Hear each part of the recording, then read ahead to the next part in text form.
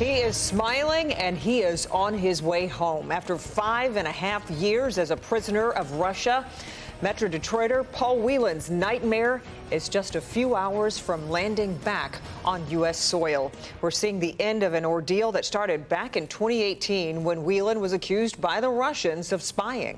And it's all thanks to a prisoner swap involving multiple countries.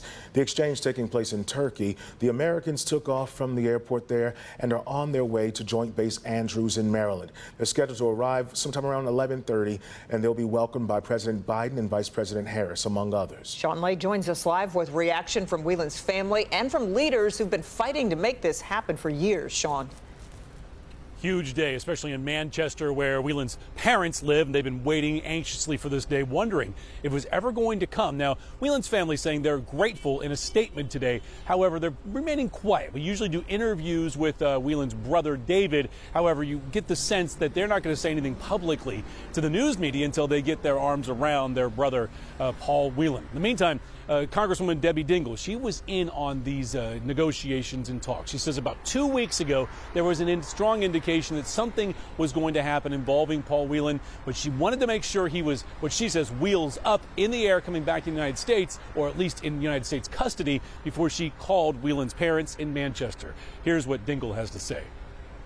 He's in American custody. They're off the ground. That's Congresswoman Debbie Dingell making calls to alert people that Paul Whelan is free and almost home. I actually have been working with the family for a couple of years and been working with the State Department and the White House.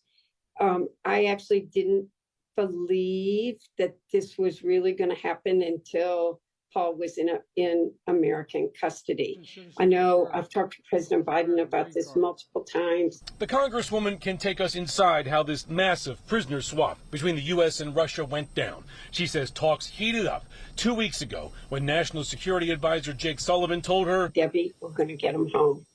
When was that? When? It was about 2 weeks ago. Dingle would visit Whelan's parents in Manchester for phone calls from Whelan as he was held in that Russian prison, accused of being a spy. And Paul really, I think, did think nobody cared. And I promised him that we all cared. We had a Michigan delegation in a bipartisan way that all worked together. The president asked me to personally assure him that he did care. He was working to make this happen. When I got call from the White House saying, wheels up, he's in our custody, I called Ed and Rosemary and said, it's real. Your son is coming home.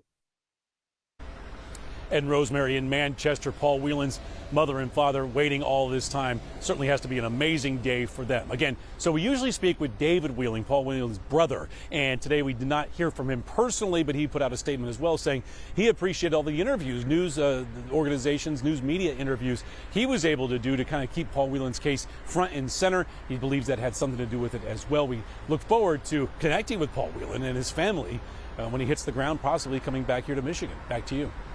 Okay, Sean, we do look forward to that indeed. We appreciate your reporting tonight.